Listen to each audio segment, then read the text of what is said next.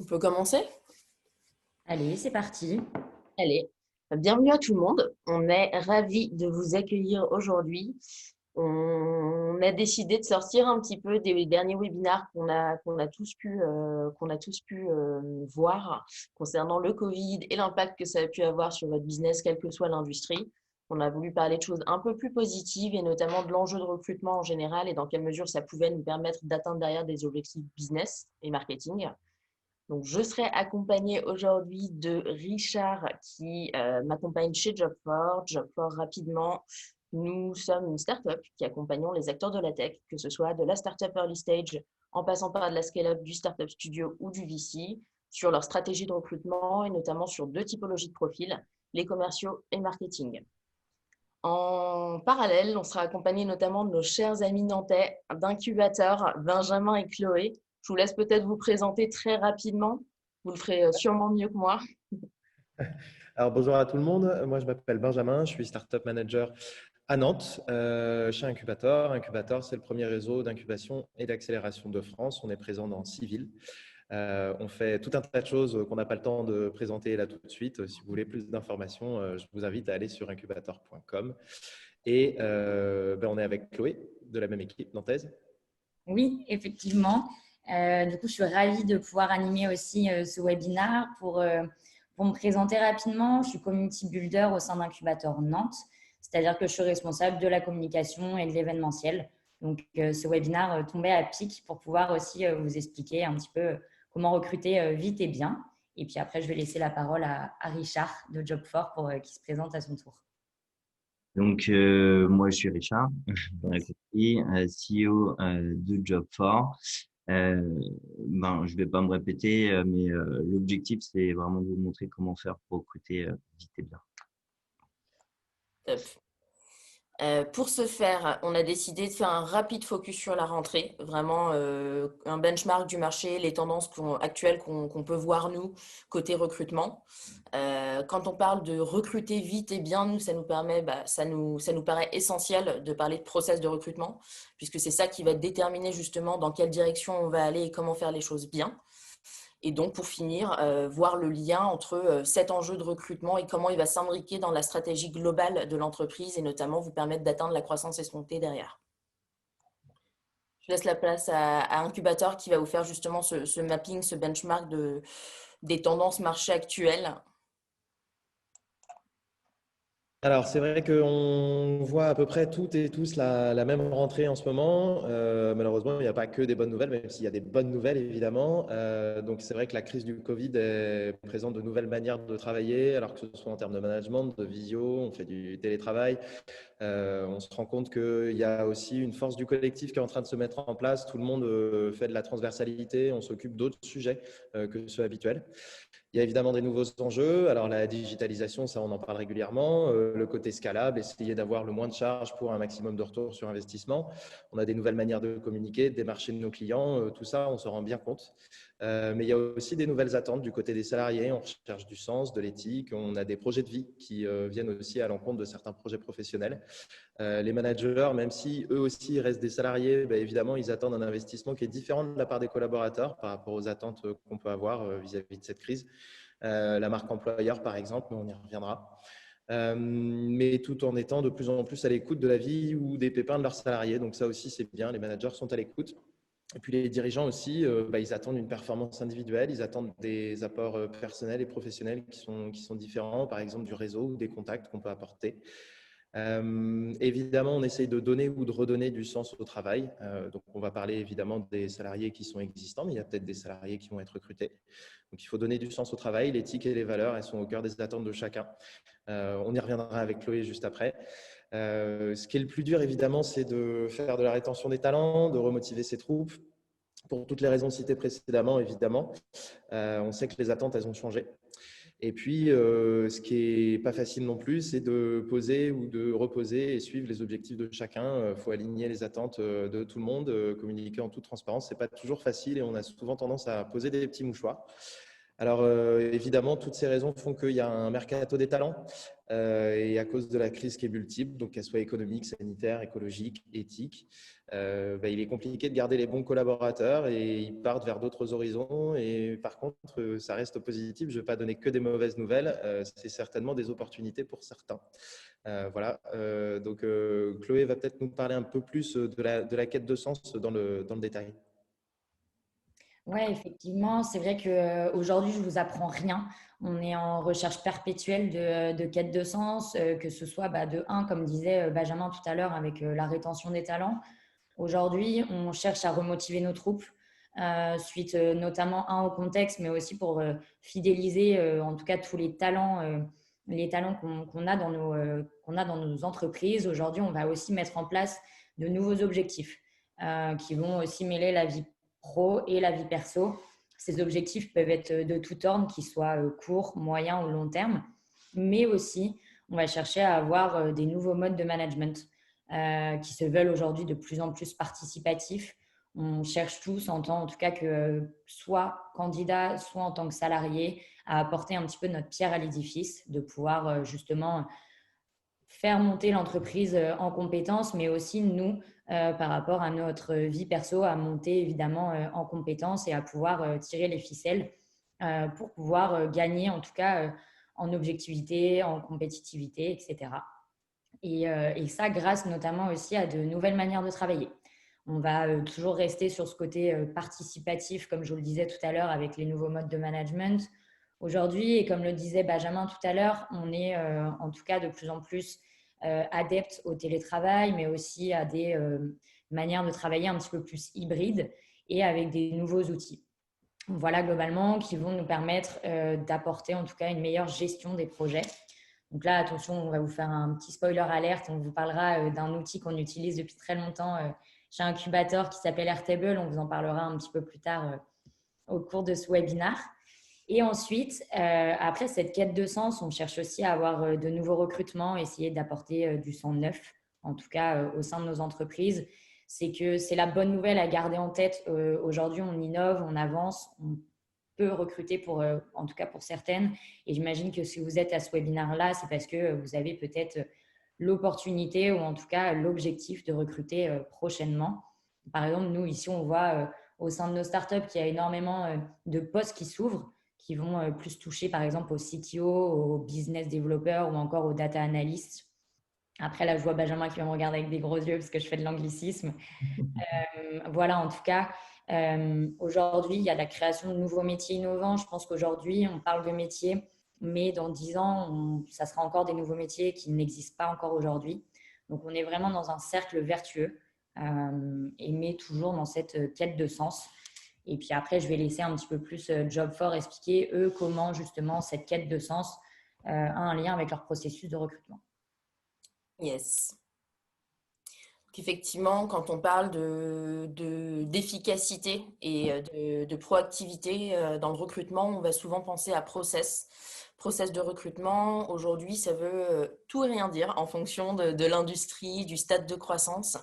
Quel process va être le plus en adéquation en fait avec votre ADN d'entreprise, avec la culture, avec le fit humain qu'il peut y avoir entre les équipes existantes et les futurs arrivants. On part du constat qu'aujourd'hui, il faut d'abord faire un mapping de la situation actuelle. On pose les choses à plat, on comprend vers où on a envie d'aller, quel est notre objectif au global, comment on définit une bonne culture d'entreprise, comment on définit des valeurs qui vont aller dans ce sens. Et c'est ce qui va nous permettre derrière de comprendre le besoin. On va partir de la finalité et de se dire, OK, si on a envie d'arriver à ce stade de croissance, quelles sont les compétences en adéquation dont on va avoir besoin pour y arriver, que ce soit sur des hard skills ou des soft skills. Et ça va nous permettre derrière de définir donc des critères en termes de profil correspondants.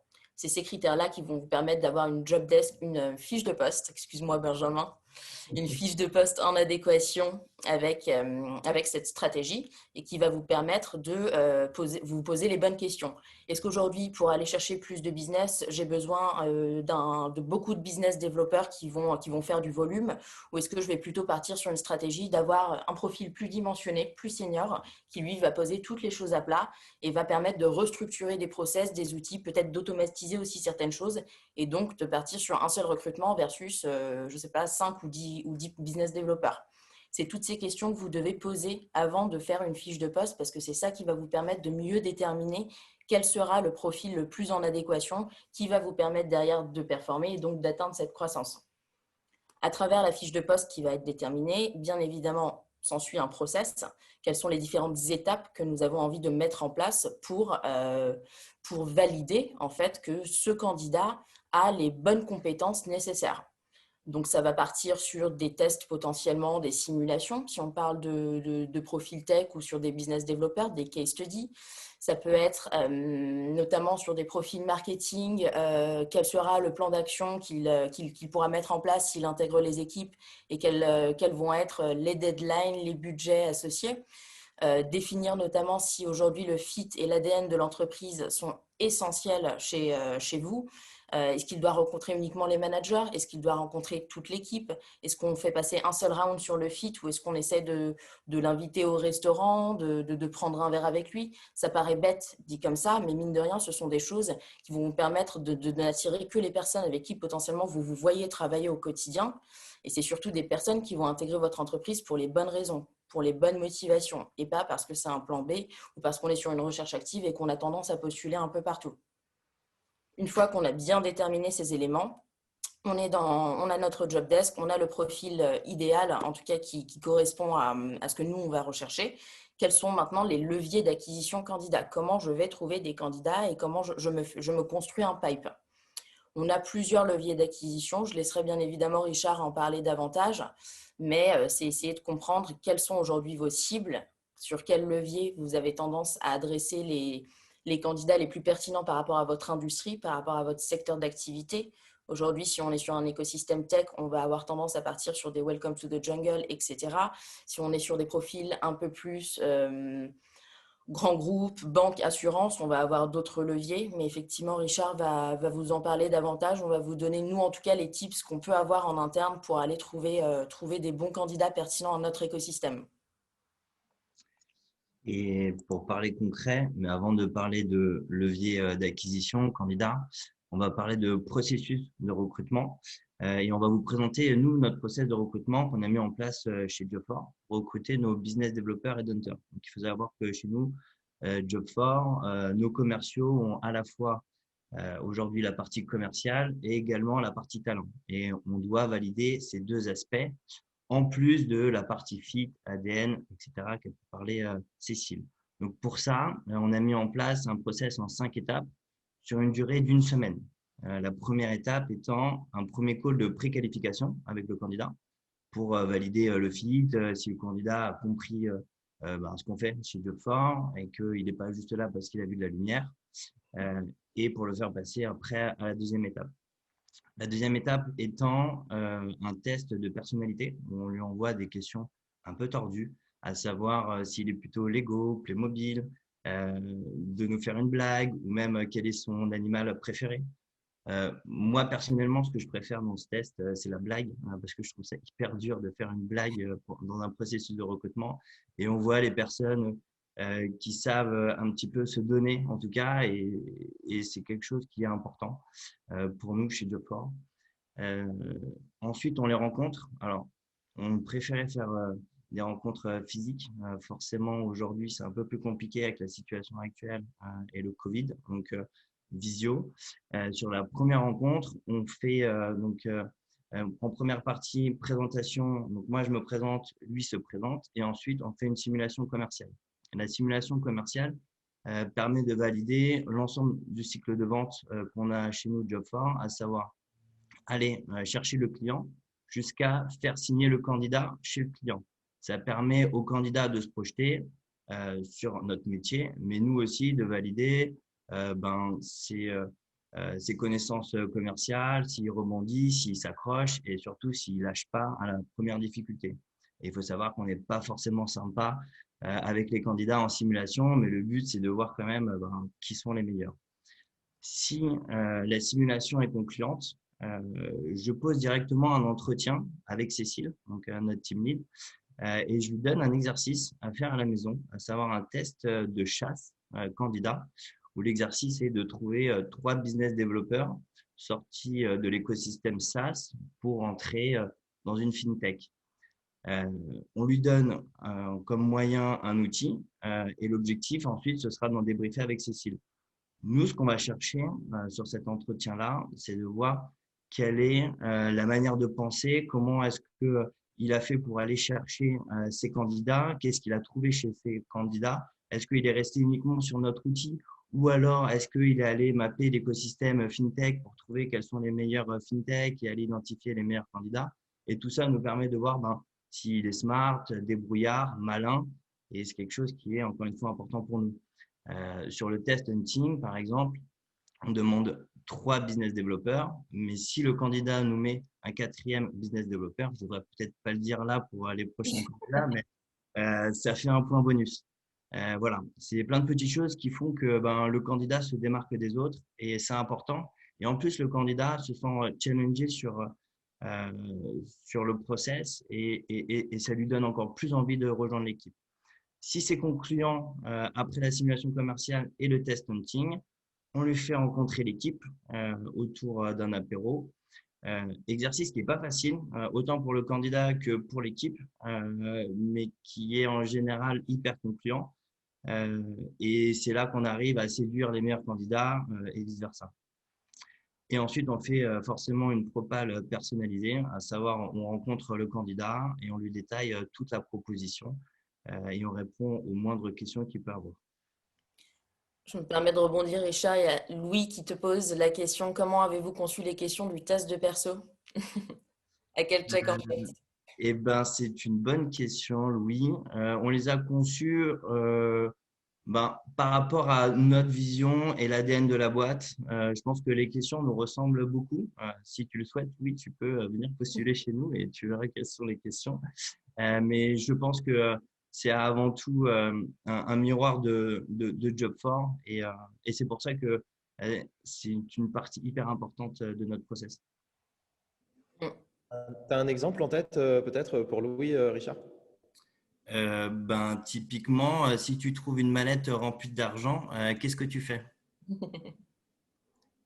Et là, on a plusieurs propositions, à savoir, j'investis dans la pierre, je dépense tout, je ramène l'argent au commissariat, etc., etc. Ou alors, est-ce que tu es plutôt Playmobil ou plutôt Lego? Si tu étais un animal, ce serait lequel, etc.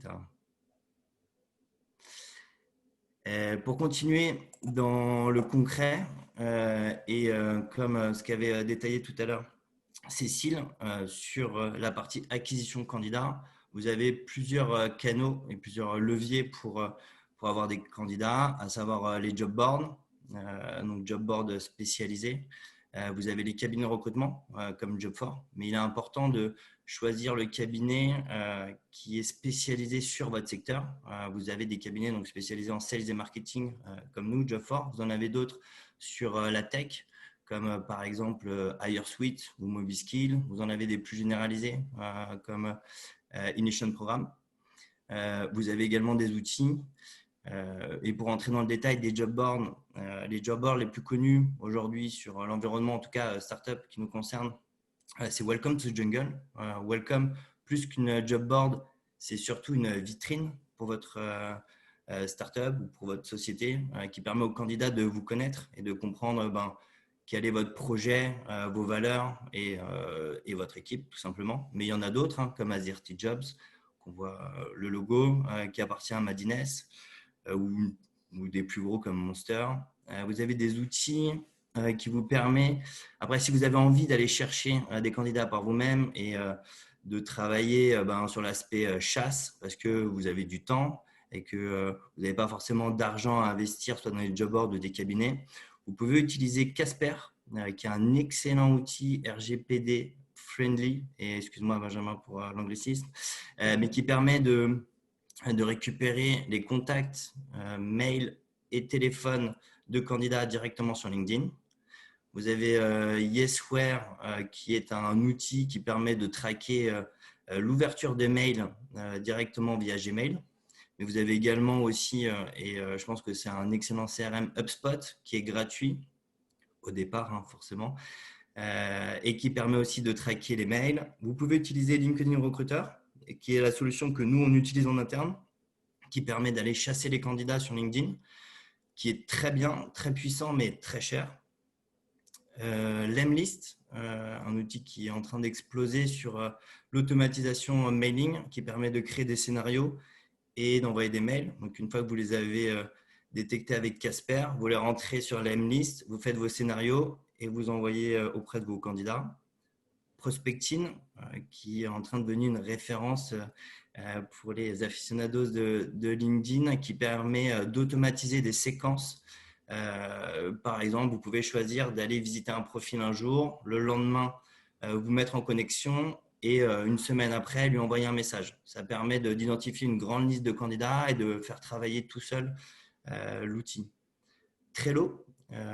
Trello, nous, c'est un outil qu'on adore chez Job4, peut-être un peu moins chez Incubator, puisqu'ils préfèrent Airtable. Mais nous, Trello, c'est un excellent outil de gestion du pipe candidat, puisque c'est un outil de gestion en mode projet qui permet de créer des tableaux. Et dans ces tableaux, vous pouvez, par exemple, créer une première colonne pipe, ensuite rendez-vous 1, rendez-vous 2 et propositions, et faire des vignettes avec vos candidats et les faire avancer au fur et à mesure. Ça permet de les gérer si vous n'avez pas d'ATS ou de CRM.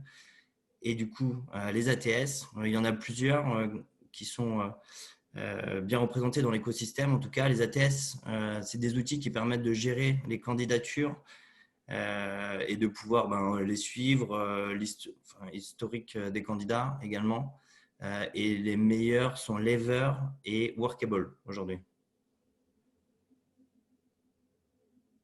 Yes. Est-ce qu'il y a des questions? On est bon pour l'instant. Hop, et du coup, après avoir parlé un petit peu de processus de recrutement et d'expérience candidat, on s'est dit qu'il n'y avait rien de mieux qu'un retour d'expérience réel et en live, donc de Benjamin et moi-même, sur un petit peu qu'est-ce que nous, on a vécu quand on est rentré chez Incubator.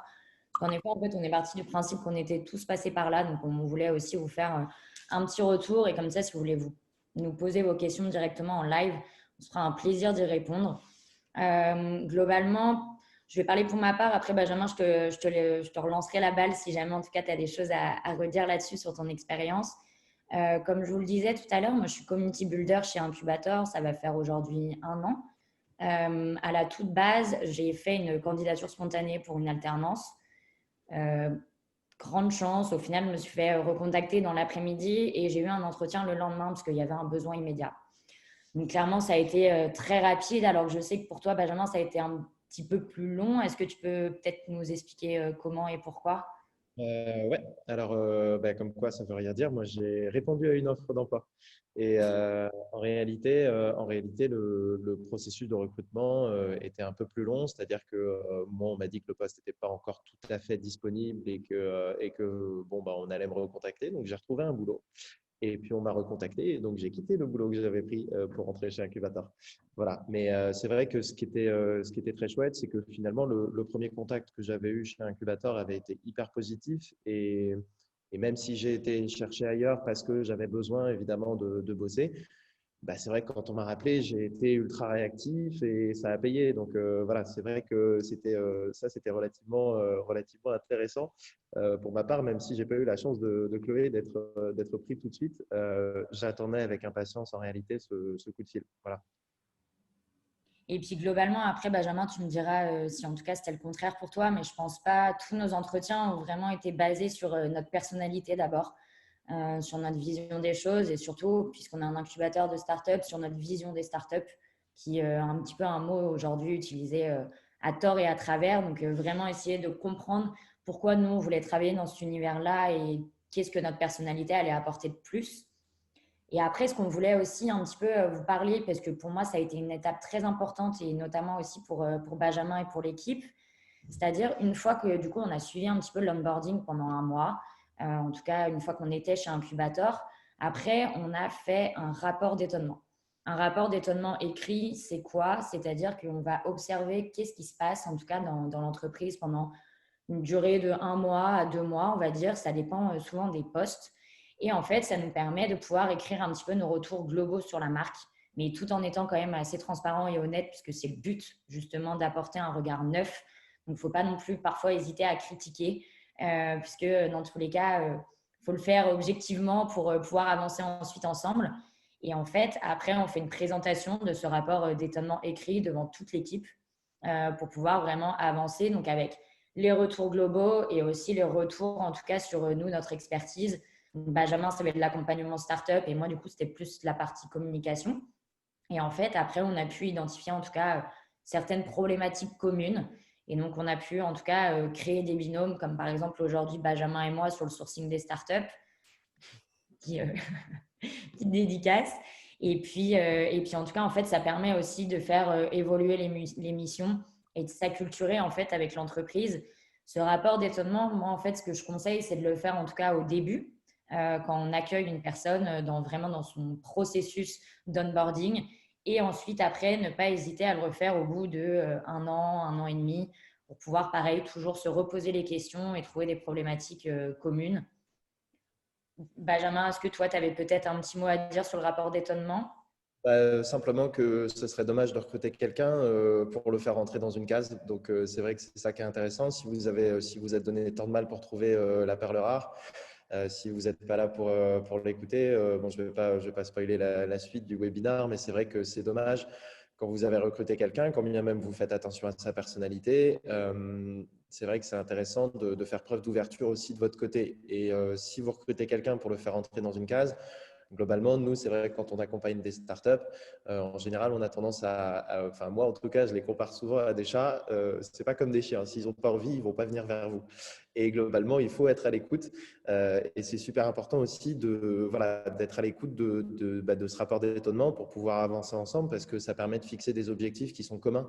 Et peut-être que la personne que vous allez recruter va vous apporter des choses qui sont hyper intéressantes et que vous n'avez pas forcément vues parce qu'il y a une expérience, parce qu'il y a une vision qui est différente. Et ça, c'est super et il faut s'en nourrir. Et c'est une belle preuve aussi de confiance auprès de vos collaborateurs ou de vos salariés ou des personnes que vous recrutez si vous êtes un cabinet de recrutement comme Job4. Donc, ça me permet de rebondir justement sur le fait que quelqu'un d'indépendant est content et donc performant. Alors, c'est le même principe que la main keynésienne, vous l'avez saisi avec ce magnifique graphisme. Le principe de la main keynésienne, je ne vais pas faire une longue théorie économique. La main keynésienne, c'est donc le principe de mettre un cadre avec des règles, bien sûr. Donc, c'est la même chose en entreprise.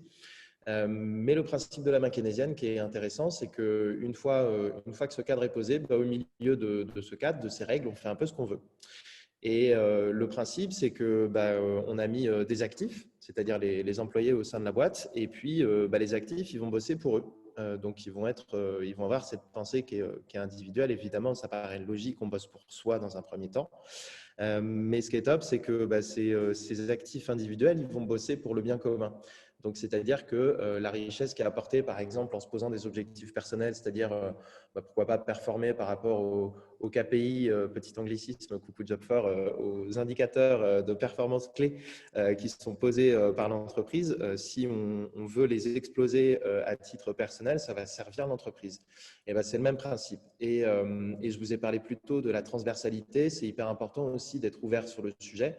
Et quand on bosse en binôme avec Chloé, recoucou Chloé, c'est super parce qu'on se nourrit l'un et l'autre sur plein de sujets.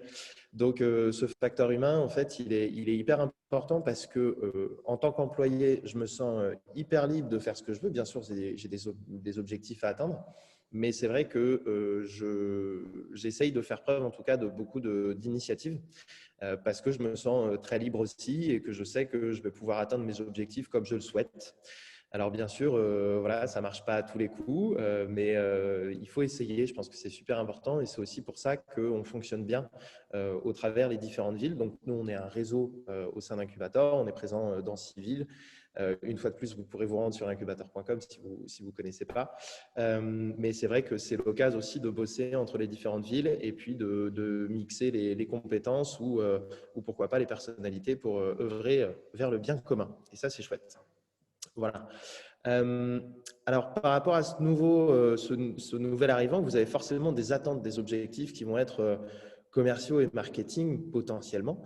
Ils peuvent être structurels ou managériaux, évidemment, mais là, on est là pour voir la stratégie de recrutement par rapport au marketing et au commercial. Alors, Ce qui est super important, alors petit chiffre, oui, évidemment, en France, 32% des équipes sont alignées par rapport aux objectifs stratégiques de l'entreprise. 32% des managers, ça fait peu quand même de personnes qui sont raccord avec leurs équipes. C'est trop peu. Donc, c'est super important aussi. Voilà, pourquoi pas, quand c'est possible, de mettre en place cette petite main keynésienne. Mais c'est surtout par rapport à l'onboarding, en fait. Donc, vous avez fait tout ce processus de recrutement. Si vous le faites aussi bien que Jobforce, ça va super bien se passer.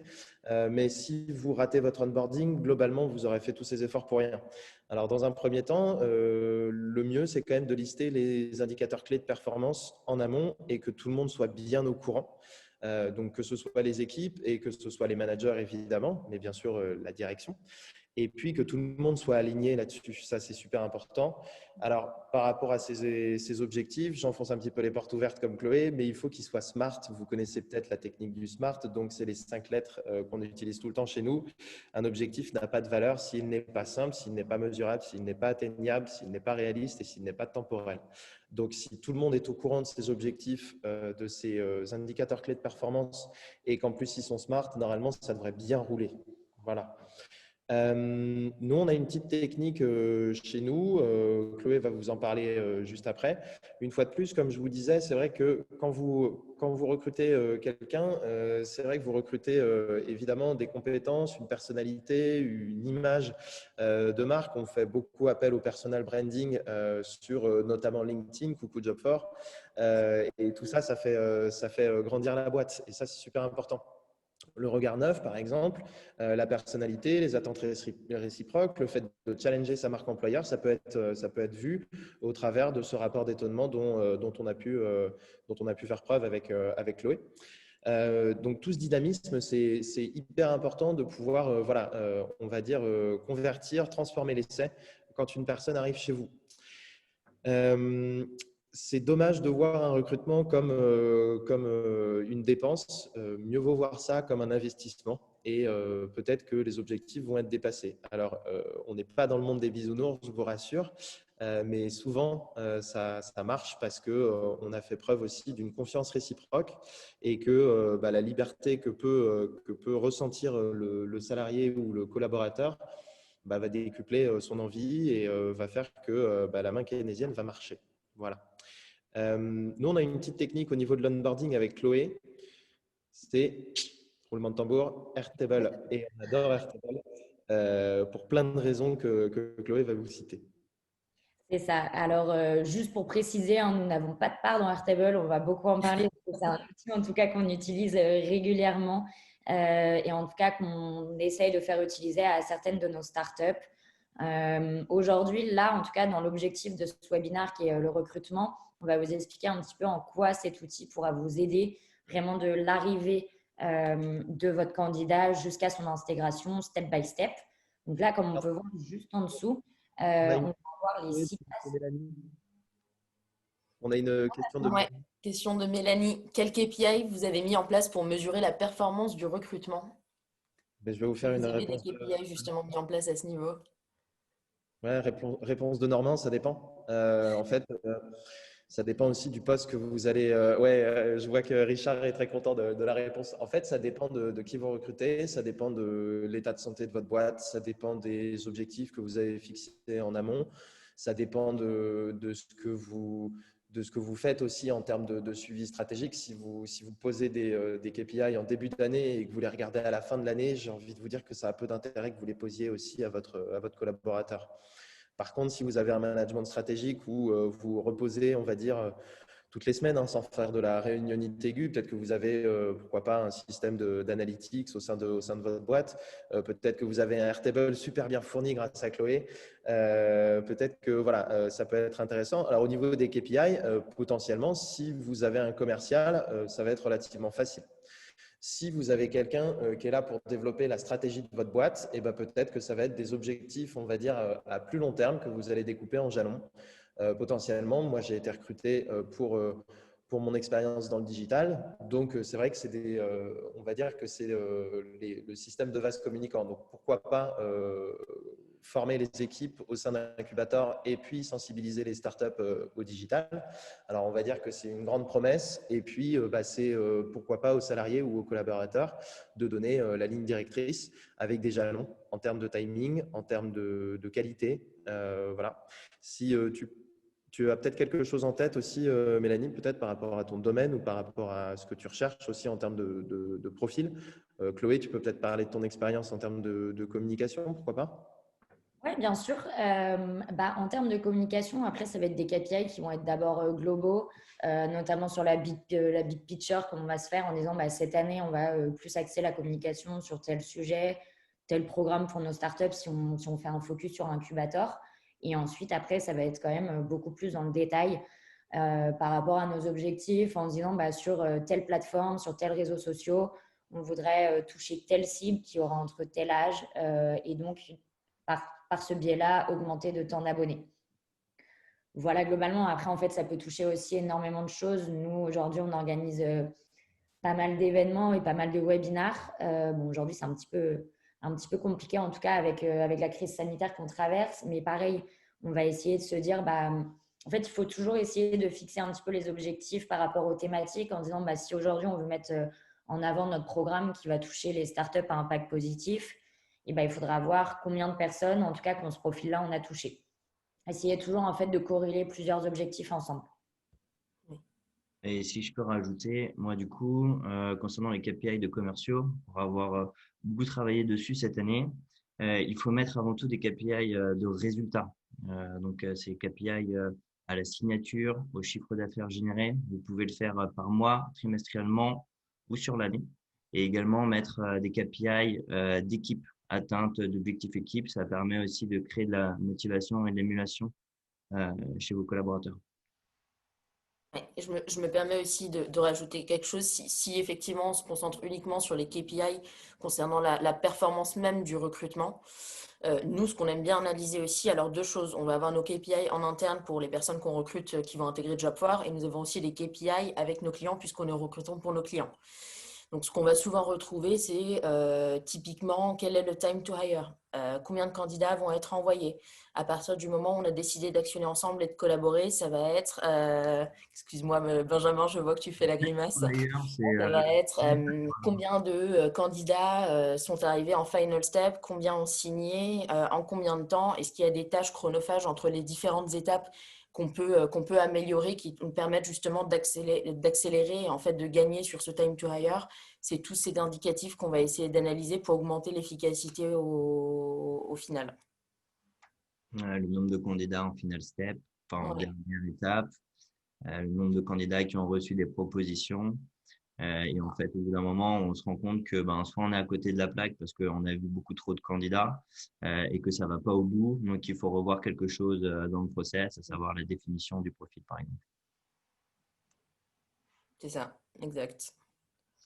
Du coup, on vous laisse la main peut-être sur Airtable. Ouais, pas de souci. Je vais prendre la main tranquillement. En fait, par rapport à ce qu'on disait, on va voir aussi, par exemple, un template de Airtable qui est basé sur les KPI. D'abord, on va voir juste la slide sur, en tout cas, toutes les candidatures qu'on va recevoir. Vous pouvez mettre en place, par exemple, un questionnaire où les candidats vont pouvoir télécharger directement leur CV. Vous allez pouvoir les retrouver avec notamment une photo, leur numéro de téléphone, poser toutes les questions, en tout cas, que vous voulez pour, en tout cas, avoir leur candidature. Ensuite, après, on va aller on va aller en tout cas sur, par exemple, quand vous allez avoir l'entretien avec cette personne, que ce soit en visio ou en physique, vous allez avoir d'abord toute une grille de questions dont vous parlait Richard tout à l'heure. Vous pouvez même évaluer la blague de Richard, en tout cas grâce à cet outil. Et en fait, après, ça vous permet en fait de trier, notamment par rapport à des petites étoiles que vous allez mettre 1 sur 5, il a répondu à cette question, pouvoir noter quelques petites notes et du coup, après, faire un classement de tous vos candidats. Et ensuite, après, justement, voilà, on en vient à votre question, Mélanie, dans le sens où après, on va pouvoir mettre, en tout cas, tous les KPI et les objectifs sur un tableau. À savoir que ce tableau peut être collaboratif. Donc, c'est-à-dire qu'en tout cas, la personne qui vient d'être recrutée pourra avoir accès à ce tableau et en tout cas mettre à jour tous ses KPI ou ses objectifs à l'année, au trimestre ou hebdomadaire. Tu peux me permettre, Chloé, moi vraiment, enfin, une fois de plus, on n'a pas de part chez Airtable, mais j'invite tout le monde à tester cet outil parce qu'il est gratuit, il est ultra collaboratif. Il y a une liste de templates qui est folle. On est devant, par exemple, un pipe de CRM de vente. Il y a un tas d'exemples qui vous permettent de mettre le pied à l'étrier hyper facilement, même si vous n'êtes pas ultra digitalisé. Et ça, c'est vraiment top. Ce qui est super aussi pour un marketeur web, c'est qu'il y a des intégrations qui sont multiples et qui sont ultra faciles à mettre en place. Moi, par exemple, je l'utilise aussi pour les résultats de notre site web. On peut l'intégrer directement très facilement dans un Google Sheet qu'on peut renvoyer ensuite dans Google Analytics, dans Data Studio. Donc ça aussi, c'est vraiment top et c'est ultra facile à utiliser. Pour la version payante, évidemment, il y a plein de trucs qui sont top aussi à faire si on est développeur. Et donc, voilà, comme je vous disais, c'est hyper facile de mettre le pied à l'étrier. Et sur un seul tableau, en fait, vous allez avoir la possibilité, Chloé le fait régulièrement, de mettre en place un formulaire. Ce formulaire, il va être mis en place très, très facilement et automatiquement. Et votre tableau va se remplir au fur et à mesure. Donc, je pense que, et j'espère, que j'ai converti tout Job4 à Airtable, étant donné qu'ils vont pouvoir avoir une seule base de données avec tous les éléments dessus. Je vois Richard qui fait. J'ai ouvert un compte sur Airtable grâce à toi, Benjamin. On a réussi l'objectif de la journée, Benjamin. Yes. Du coup, Ouais, Richard, tu peux revenir rapidement sur la slide 14 ou 15, le chiffre que Benjamin a donné, hyper intéressant, sur les 32% justement des entreprises qui aujourd'hui estiment que leurs enjeux RH ne sont pas forcément alignés avec la stratégie globale, ou que uniquement, pardon, 32% des entreprises. ouais, je suis dessus. Impeccable, nickel. Parce que c'est vrai qu'aujourd'hui, on s'est posé aussi la question de qu'est-ce qu'on met derrière, comment on définit une stratégie de recrutement. On est parti du constat qu'aujourd'hui, pour nous, en tout cas, c'était tout l'ensemble des actions, des décisions et des moyens, des ressources que vous allez mettre en œuvre pour voir des postes vacants dans une organisation. Et en partant de ça, elle doit être efficace, elle doit être réfléchie, elle doit être menée en cohérence avec la stratégie globale de l'entreprise. C'est un volet à part entière, c'est un volet de développement stratégique à part entière, au même titre que la stratégie RH, donc la partie recrutement, qui va vous permettre aujourd'hui de réguler la gestion prévisionnelle, que ce soit des emplois du temps, mais aussi avec les compétences et les ressources nécessaires et que vous avez à disposition. Donc, le but de la stratégie de recrutement, c'est de faire coïncider justement les besoins en termes de personnel humain et les ressources disponibles au sein d'une structure, quelle que soit la taille de la structure, tout en essayant de maintenir cette qualité et le niveau d'effectif existant. Aujourd'hui, quand nous, sur le terrain, on se rend compte qu'on parle à des head of people, des head of HR, qui ne sont pas forcément au courant de la stratégie de croissance globale, forcément derrière, c'est difficile de le retranscrire sur la typologie de profil qui sera le plus pertinent et qui va les aider en fait à atteindre cette croissance-là. Donc, c'est un problème qui est encore plus en amont puisque la stratégie RH, étant donné qu'elle est au cœur de la croissance de l'entreprise, il faut absolument passer du temps avec chacun des managers des différentes équipes. Si aujourd'hui vous êtes missionné sur le recrutement de profil tech, sales, market, com, ops, peu importe, il faut vraiment passer du temps avec les managers de ces équipes-là, parce que c'est eux qui ont la meilleure vision aujourd'hui de ce qui se passe sur le terrain, de quelle est l'équipe actuelle, quels sont les pain points qu'ils rencontrent sur l'équipe actuelle et quelles sont justement en adéquation les compétences nécessaires et qui vont se retranscrire dans les profils et les candidats qu'ils vont recruter et rencontrer. Donc, c'est primordial et j'insiste vraiment dessus parce que c'est la meilleure manière qui va vous permettre de ne pas perdre de temps avec des profils qui, au final, ne correspondent pas du tout à ce que vous allez rechercher.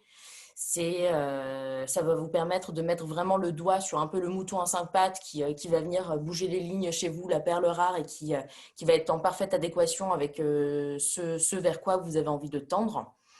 On se rend compte que les entreprises s'attachent de plus en plus à structurer les process de recrutement, que ce soit faire le choix de tout centraliser ou au contraire d'externaliser ce service-là, afin de définir une politique de recrutement qui va être indispensable pour répondre à ces questions d'acquisition des ressources.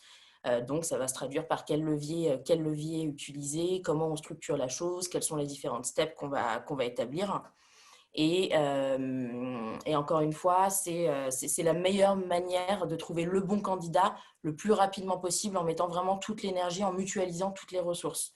Donc, j'assiste à fond, mais c'est vrai que la réalité du marché aujourd'hui, 32% uniquement des entreprises qui sont au courant de où est-ce qu'on a envie d'aller et quelle est la croissance attendue, c'est pas beaucoup. Et c'est beaucoup, beaucoup de tâches chronophages que les talents font, que nous, en termes de cabinet aussi, on peut avoir, parce que c'est des recherches qui vont évoluer constamment, et c'est uniquement à partir du moment où on aura assez de référentiels et un pipe candidat assez conséquent en termes de base de comparaison, qu'on sera capable de se dire, OK, donc c'est plutôt cette typologie de profil que je veux, on va recalibrer de cette manière et de cette manière.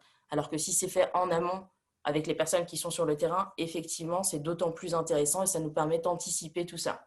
Là, c'est du temps de gagner, quoi. C'est clairement du temps de gagner. Et le but, c'est de recruter vite et bien, encore une fois. Et le temps, c'est de l'argent, en plus. Yes. On a un bouquin qui a été partagé par Louis, ça va vous plaire, c'est en anglais. The A Method for Hiring. Et ça a l'air assez puissant en effet. Donc merci Louis. Je pense que vous connaissez Richard et Top. Ça me permet du coup d'enchaîner avant de finir sur nos tips et 5 tips pour nous fondamentaux. Pour le recrutement, c'est avant tout de donner envie aux candidats d'être dans la séduction, mais aussi de les challenger pour que le candidat ait envie de venir chez vous, qu'il ait l'impression que rien n'est acquis et que en venant chez vous, il sera avec les meilleurs. 2, optimiser l'expérience candidat. Nous, on a l'habitude de dire chez nous, chez Jobfor, que le candidat du jour sera notre potentiel client de demain. Et moi, ça m'est arrivé plusieurs fois, des candidats que j'ai rencontrés dans le cadre de recrutement où ça s'est bien passé et qui, ça ne s'est pas fait pour X raisons, mais 2 ans après, me rappellent, ils ont évolué dans leur boîte, sur des postes de manager, ils ont besoin de recruter et ils font appel à moi parce qu'ils sont souvenus de l'expérience. Il faut aller vite et oui, forcément, les bons candidats ne restent pas longtemps sur le marché. Donc, si vous hésitez, si vous prenez votre temps, malheureusement, ils iront chez vos concurrents. Et autant qu'ils fassent business chez vous ou en tout cas qu'ils fassent grandir votre aventure. 4, ne visez pas la quantité, mais la qualité. Il vaut mieux avoir 5 très bons candidats dans le process plutôt que 150 candidats moyens. Le problème, c'est que vous allez prendre énormément de temps, pas forcément voir les bons et au final passer à côté des vraies pépites. Et surtout anticiper, comme l'a dit tout à l'heure Cécile, mais en vrai, le temps, c'est de l'argent et le recrutement, c'est le nerf de la guerre. Il faut savoir que les bons candidats sont souvent en poste. Il y a un préavis de 3 mois, mais il y a aussi un temps de préparation pour créer la fiche, savoir comment est-ce qu'on fait pour recruter. Donc, ça va vous prendre plusieurs mois. Donc, anticipez les choses, sinon vous allez risquer de vous retrouver avec pas forcément les meilleurs candidats. Et donc, forcément, après, ça va en pâtir sur votre aventure. Est-ce que, Cécile, tu veux rajouter quelque chose ? Non, je suis plutôt d'accord. Effectivement, l'anticipation, c'est la clé puisque ça vous permet de ne pas avoir le couteau sous la gorge avec l'année qui arrive à la fin et vous avez encore 20 personnes à recruter. Donc forcément, ça vous permet d'anticiper tout ça, de mettre un plan d'action, de savoir où est-ce qu'on veut aller et comment on fait pour y aller, tout simplement. Ça vous permet de mesurer, notamment si vous allez dans le bon sens ou pas. Et souvent, nous, ce qu'on a tendance à dire, c'est qu'un bon recrutement, particulièrement sur des profils un peu plus dimensionnés, où on commence à arriver sur des personnes avec un peu de bouteille, ça se prépare au minimum 6 mois en avance, pour vous donner un ordre d'idée. Ouais, le recrutement, c'est vraiment le nerf de la guerre aujourd'hui. Et je pense que ce sera le mot de la fin à mon tour. Benjamin Coé, vous souhaitiez rajouter quelque chose avant les questions ? ce serait bien de faire appel à des super cabinets de recrutement tout le temps, je pense. On va passer par RTVol, je te rassure, Benjamin. Est-ce que oui, vous avez des questions ou des choses sur lesquelles vous avez envie de revenir ou est-ce que vous avez envie de partager, je ne sais pas, des expériences que vous avez pu avoir et sur lesquelles vous aimeriez échanger? On est tout oui. Je pense que ça va être compliqué d'activer vos micros, donc plutôt sur le chat. Ou un besoin spécifique, il y avait par exemple Ouais. mettre des KPI ou autre. N'hésitez pas.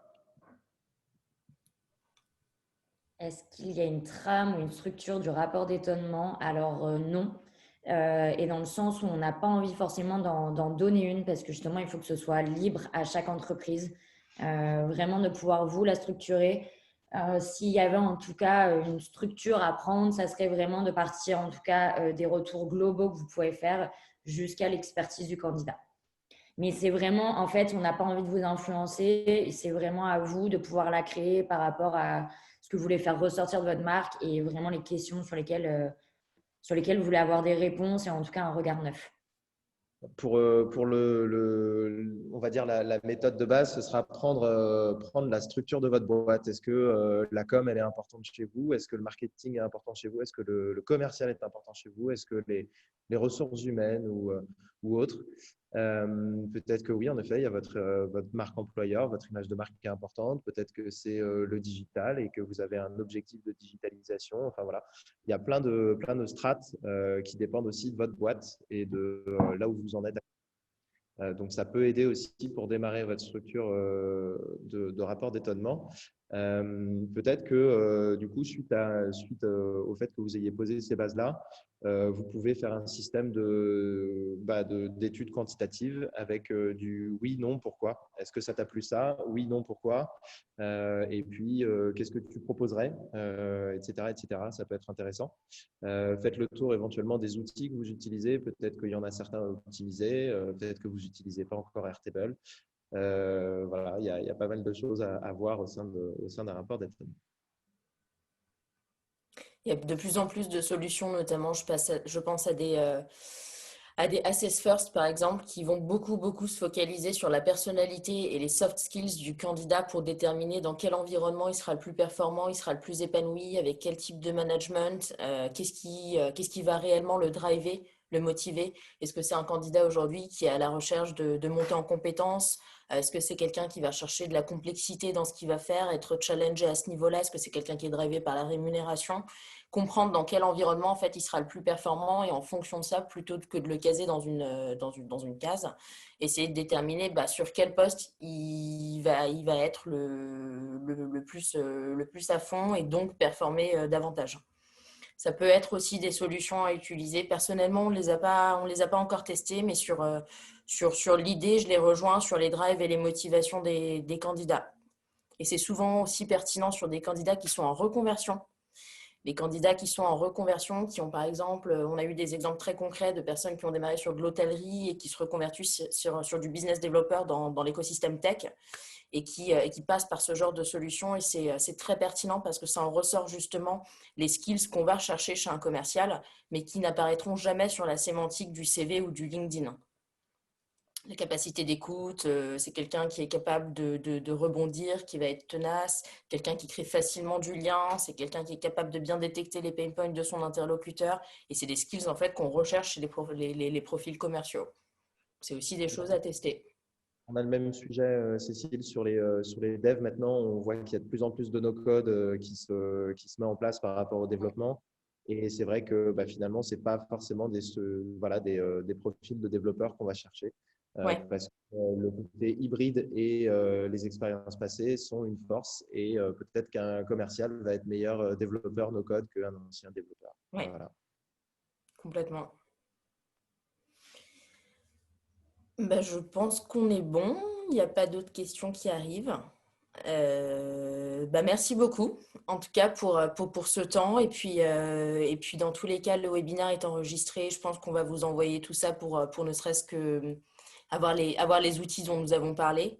Et puis, si vous avez des questions ou quoi que ce soit, vous avez nos coordonnées.